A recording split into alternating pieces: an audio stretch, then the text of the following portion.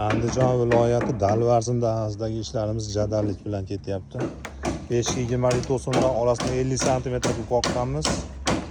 Shunda 2 metrlik cho'rni nihoyatda loyiq tushgan.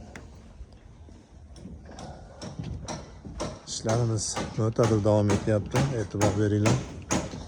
Shapkalarni ham mana shunaqa yechim qilib qo'yganmiz.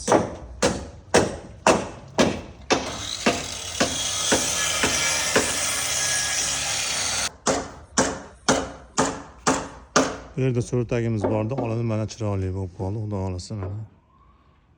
E'tibor beringlar.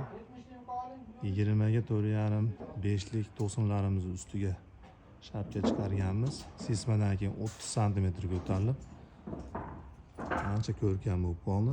Keyin alkapon, tunikapondan keyin ham sisma poyezga to'g'ri keladi xudo xolasa.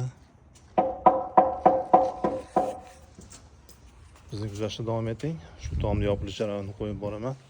Chiroyli chiqadi xudo xolasa.